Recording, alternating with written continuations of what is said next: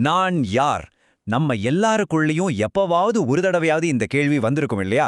இன்னைக்கு இதே கேள்விய நம்ம ஒரு புது கோணத்துல ரொம்ப ஆழமா சேர்ந்து பார்க்க போறோம். வாங்க ஆரம்பிக்கலாம். யோசிச்சு பாருங்க, நம்மள சுத்தி என்ன நடக்குதுன்னு தெரிஞ்சுக்கிறதுல நாம எவ்வளோ கில்லாடியா இருக்கோம்.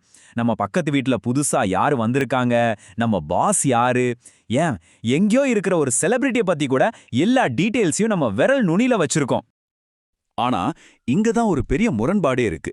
மத்த எல்லாரையும் பத்தி நமக்கு அத்துப்படி. ஆனா நம்மள பார்த்த ஒரே ஒரு கேள்வி, நீங்க யாரு அப்படின்னு கேட்டா ஒரு நிமிஷம் அப்படியே நின்னு பதில் சொல்ல தெரியாம முழிக்கிறோம் இல்லையா? சரி, நம்மள நாமளே புரிஞ்சுக்கிற இந்த பயணத்தை ஆரம்பிக்கலாமா? நாம என்னென்ன விஷயங்களை பத்தி பார்க்க போறோம்னு ஒரு சின்னதா ஒரு மேப் மாதிரி பாத்திரலாம். பாருங்க, உண்மையான புத்திசாலித்தனம்ங்கிறது உலகத்துல இருக்கிற எல்லாத்தையும் தெரிஞ்சுக்கிறதுல இல்ல. எந்த ஒரு விஷயத்தை தெரிஞ்சுக்கிட்டா மத்த எல்லா அறிவும் முழுமையடையுமோ, அதாவது நம்மள நாமளே தெரிஞ்சுக்கிறது, அதுதான் உண்மையான அறிவுன்னு சொல்லப்படுது. இந்த மாதிரியான ஒரு அறிவுக்கு தான் ஞானம்னு பேரு. இது வெறும் தகவல்களை சேகரிக்கிற விஷயம் கிடையாது. இது எல்லா கேள்விகளும் முடிவுக்கு வர்ற ஒரு புள்ளி. அந்த புள்ளியை நம்ம அடையணும்னா ஒரே ஒரு கேள்விக்கு மட்டும் பதில் தெரிஞ்சா போதும். நான் யார்? சரி, அப்போ இந்த ஞானத்தை எப்படி அடையிறது? கண்ணை மூடி தியானம் பண்றது மட்டும்தான் வழியா? இல்ல, இங்க 2 பாதைகள் சொல்லப்படுது. அதுதான் இப்ப பார்க்க போறோம். நம்மள நாம அறிஞ்சிக்க 2 வழிகள் இருக்கு. ஒன்னு, நமக்கு நல்லா தெரிஞ்ச உள்முக பாதை, அதாவது ரமண மகரிஷி மாதிரி முனிவர்கள் போன பாதை. இன்னொன்னு, நம்ம பெருசா யோசிச்சு பார்க்காத வெளிமுக பாதை, அதாவது நம்ம அன்றாட வாழ்க்கை, உலகத்தோட நம்ம வச்சுக்கிற தொடர்பு, இது மூலமாவே நம்மள தெரிஞ்சுக்கிறது. வெளி உலகத்தை வச்சு எப்படி நம்மள தெரிஞ்சுக்க முடியும்? கொஞ்சம் குழப்பமா இருக்குல்ல? ரொம்ப சிம்பிள். இந்த உலகம் ஒரு கண்ணாடி மாதிரி செயல்படுது. இங்க ஒரு ரொம்ப சுவாரஸ்யமான விஷயம் நடக்குது பாருங்க. நம்மளோட நான்கிற உணர்வு தானா வர்றதில்ல, அதுக்கு எதிர்மறையான ஒன்ன பார்க்கும்போது தான் தூண்டப்படுது. உதாரணத்துக்கு, ஒரு பெரிய கூட்டத்துல இருக்கிற ஒரு ஆண் தன்னை நான் ஒரு ஆண்னு யோசிக்கவே மாட்டான். எப்ப வரைக்கும்? அவன் ஒரு பெண்ணை பார்க்குற வரைக்கும். அந்த பெண் அங்க மற்றொன்றா இருக்கும்போது தான் இவனோட நான் என்கிற உணர்வு முழுமையா வெளிப்படுது. அப்போ இதோட அர்த்தம் என்ன? இந்த உலகம் ஏதோ தற்செயலா நடக்கிற நிகழ்வுகளோட தொகுப்பு இல்ல. அது நீங்க உங்களோட நான் கண்டுபிடிக்கிறதுக்காகவே இருக்கு. உங்களுக்கு தேவையான அந்த மற்றொன்றை காட்டுற ஒரு பெரிய கண்ணாடியா இந்த உலகம் இருக்கு. சரி, உலகம் ஒரு கண்ணாடின்னு புரிஞ்சுக்கிட்டோம். ஆனா அந்த கண்ணாடியோட நாம எப்படி பழகுறது, எப்படி அதோட இன்டராக்ட் பண்றது? இந்த முக்கியமான கேள்விக்கு ஒரு சின்ன ஆனா ரொம்ப ஆழமான கதை பதில் சொல்லுது. ஒரு பசியோட இருக்கிற நாய் காஞ்சி போன ஒரு எலும்ப கடிக்குது. அதோட சொந்த ஈறுகள்ல இருந்தே ரத்தம் வருது.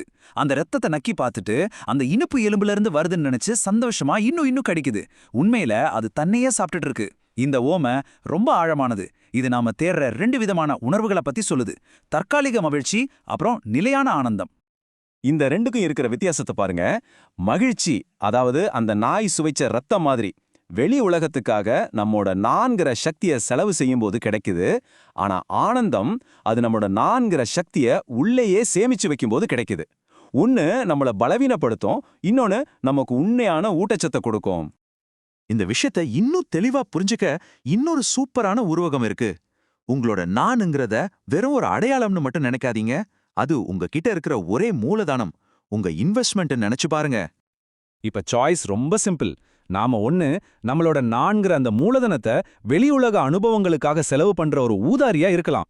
உடனடி சந்தோஷம் கிடைக்கும், ஆனா கடைசியில ஆன்மீக வறுமை தான் மிஞ்சும்.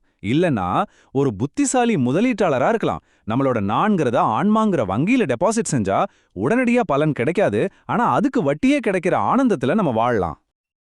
அப்போ நம்ம அடிக்கடி பேசுற அகங்காரம், அதாவது ஈகோனா என்ன? பொதுவா அதை நம்ம அழிக்க வேண்டிய ஒரு எதிரியா தான் பார்க்கறோம். ஆனா இந்த கண்ணோட்டத்துல அது எதிரியே இல்ல. அது ஒரு பங்குச்சந்தை மாதிரி. உங்களோட நானுங்கிற மூலதனத்தை எங்க முதலீடு செய்ய போறீங்கன்னு நீங்க முடிவெடுக்கிற ஒரு இடம், அவ்வளோதான். அப்போ செலவாளியா இல்ல சேமிப்பாளரா? இந்த ஒரு கேள்வி நாம இந்த பகுதியோட ஆரம்பத்துல கேட்ட அந்த அடிப்படையான கேள்வியையே தலைகீழா மாத்தி போடுது. அது எப்படின்னு பார்க்கலாமா? நாம இப்போ ஒரு முக்கியமான கட்டத்துக்கு வந்திருக்கோம். ஒருவேளை நாம இவ்ளோ நேரமா பதில் தேடிட்டு இருந்த நான் யார்ங்கிற கேள்வியே தவறான கேள்வியா இருந்தா? உண்மையான கேள்வி நான் யார் இல்ல. உண்மையான கேள்வி நான் எந்த நானாக இருக்க போகிறேன் அப்படின்னு முடிவு செய்யறது தான். பாத்தீங்களா? இது ஏதோ ஒரு நிலையான அடையாளத்தை தேடுற பயணம் இல்ல. இது நம்மகிட்ட இருக்கிற சக்தியை ஒவ்வொரு நாளும் நாம எப்படி பயன்படுத்த போறோம்னு நாம எடுக்கிற ஒரு முடிவு. உலகத்துல மகிழ்ச்சியா இருக்க தன்னை செலவு பண்ற நான் ஒன்னு, உள்ளுக்குள்ள ஆனந்தமா இருக்க தன்னை சேமிச்சு வைக்கிற நான் இன்னொன்னு. கவனிச்சிங்களா? 2 பாதைக்குமே அந்த நான் ரொம்ப அவசியம். அப்போ நோக்கம் அகங்காரத்தை அழிக்கிறதில்ல. உங்ககிட்ட இருக்கிற அந்த மூலதனத்தை நீங்க எப்படி நிர்வகிக்க போறீங்கங்கிறது தான் விஷயம். அப்போ நீங்க ஒரு செலவாளியா இல்ல ஒரு சேமிப்பாளரா? இன்னைக்கு நீங்க எந்த நான் என்பதை தேர்ந்தெடுக்க போறீங்க. பாருங்க, தன்னை அறியும் பயணம்ங்கிறது ஏதோ சிக்கலான தத்துவ புதிர் கிடையாது. அது ரொம்ப சிம்பிள். உங்க ஆன்மாவை பத்தி ஒவ்வொரு கணமும் நீங்க எடுக்கிற ஒரு நிதி சார்ந்த முடிவு. யோசிச்சு பாருங்க.